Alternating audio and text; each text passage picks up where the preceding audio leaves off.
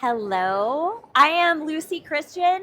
You may have heard me as Nami in One Piece, Ochako, Ururaka in My Hero Academia, Honey Senpai in Ouran High School Host Club, hundreds of others. And if you know what's good for you, you're going to watch the Kasanova Podcast. Why? Oh, because I'm on it. Enough said.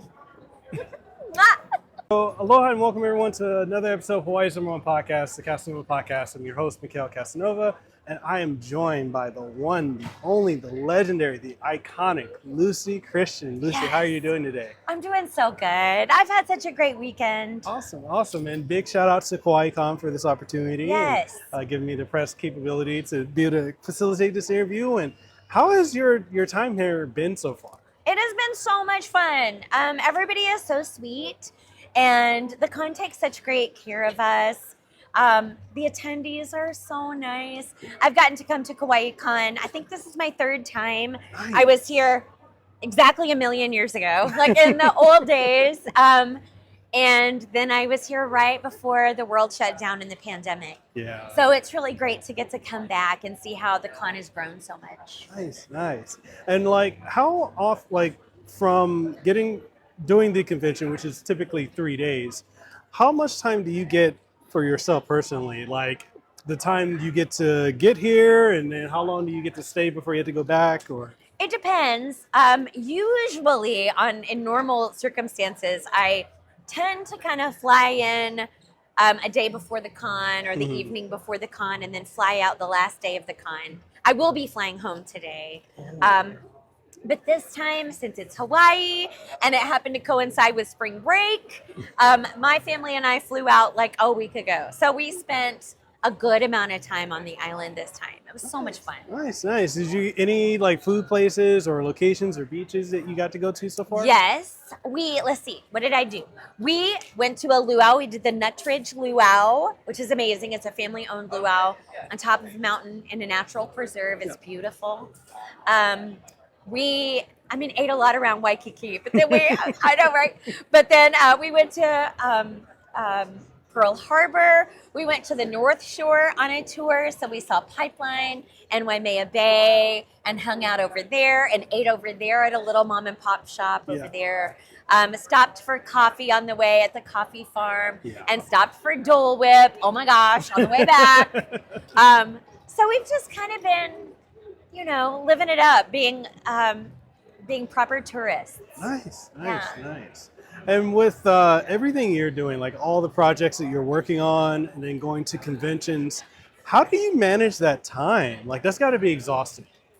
I guess it can be. I'm very, very lucky in that, this is my full-time job. This is what I do. So when I'm at home, I don't have a 9-to-5 that I have to navigate, which is awesome. I was never cut out for that. That was never really something I was good at when I had more of a 9-to-5 back in the day. So when I'm home, I do all my home stuff, but I also have a lot of downtime. And then when I go out on the road, maybe I'm weird. I find this a little bit invigorating. There's a lot of attendees have such great energy. You can feed off of that. That energy. I feed off of it. When I go home, I'm tired, but it's because I've had a really good time. And, I kind of believe in leaving it all on the mat. Yeah. And I feel like that's what I get to do in my work life and in my home life. I get to just kind of have the best of all worlds. Awesome. Any particular hobbies or anything you like to do for fun that fans may not know about? What do I like to do for fun? For fun, I read. I've discovered romantasy. Ooh. I feel like I'm so late, right? I'm so late to that. It's never too late, right? You can always get on that train. So I read. I have a really cool house that I love. I live in Houston, and it's a mid-century house and very historic. So I spend a lot of time puttering around in my house and looking for stuff for my house. I have 2 kids. They're 14 and 12. So I spend a lot of time thinking about feeding them and doing their laundry. Girls or boys? Girls. And just taking care of their ish. I have 2. So you see my youngest. I've got 2 older ones that are One just turned 12, and the other one's 11, going on 12. Oh, so you know. Yes. It's a lot. Yeah, teenage girls. And their schools and all of that stuff, right? Yeah. It's a part-time job. Yeah. Okay. What are some of your favorite roles to do? Like you've done Nami and One Piece, Hestia, and Dunmachi. Yes. I just gotta say Dunmachi because like the other title is so long. It's so long, and it's misrepresentative. I feel like. Yeah, I feel it like is. people don't want to watch, something called "Is It Wrong to Try to Pick Up Girls in a Dungeon?" But it's such a great show. It is. Other favorites of mine. My first sort of favorite show that I was a fangirl of was a little show called Princess Tutu. Mm-hmm. It's a delightful show. To this day, I love it. There's evidence on the internet of me loving it in video form. I love that show. Currently, I'm in a show called Zenshu that I love. Mm-hmm. It's so much fun. And it's only 12 episodes. It's an original show. There's no manga.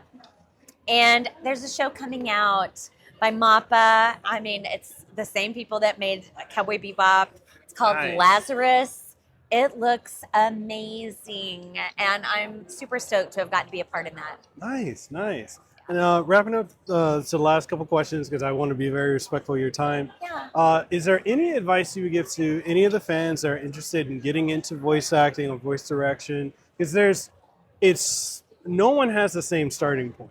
No. So No. I mean, I sort of came in a very traditional way. I have an agent and I got an audition and I booked it. Mhm. And even though I thought I was terrible at this, I got a second audition and booked that, and then I just never stopped.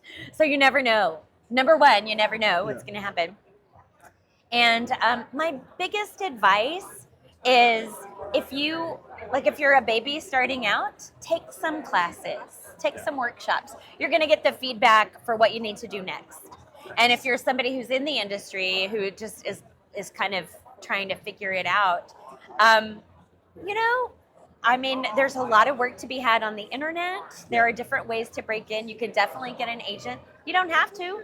You can get a reel made, or you could do work with your friends, like you guys make something and approach an agency and say, I want to be a part of it. Or you can submit online in a lot of ways. The internet is a whole thing that I did not have in that way when I was coming up.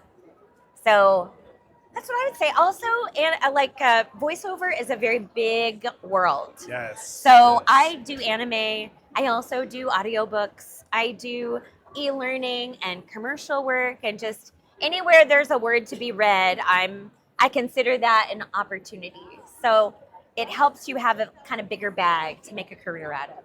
Okay, definitely. I'm actually getting into voice acting. I'm actually being trained by Gerald C. Rivers and John Eric Bentley. They're doing one-on-one trainings with me. That's so awesome. Well, that's cool. Yeah. I hope you have all the luck, all the success. Fingers crossed. And the last question, the most important question of everything we're going to talk about today. What's your favorite romance novel you're reading? My favorite what? Romance novel. Oh my gosh. It's important. We got to ask the question. All right. So right now I'm on the second book of the Fourth Wing series, right? Okay. But I have narrated in a series about hockey. It's a hockey romance, a little bit spicy. Ooh. But that author is Piper Rain, and her books are just fun. If that is your thing, they are super duper fun. My book is the third book.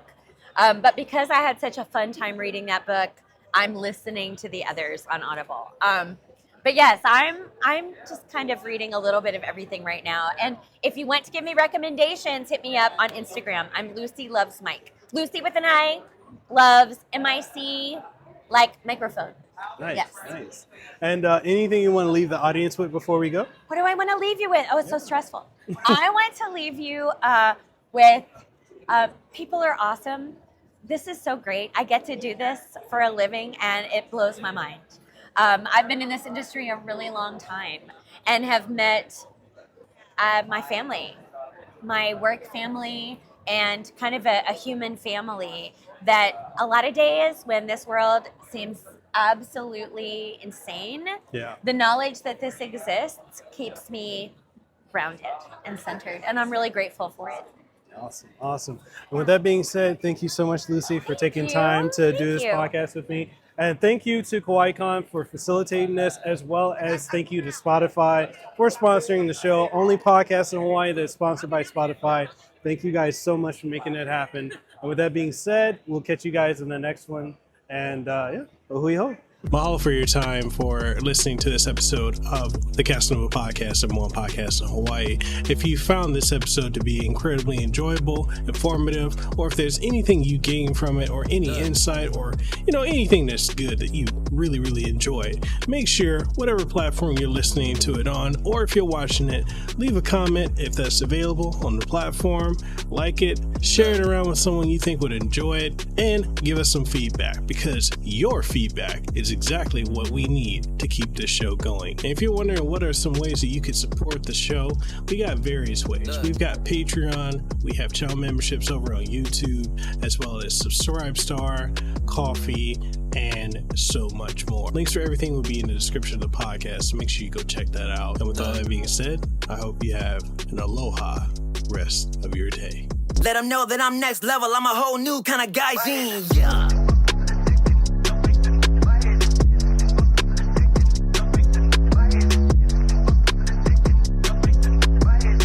Yes, at the top spot in case you forgot.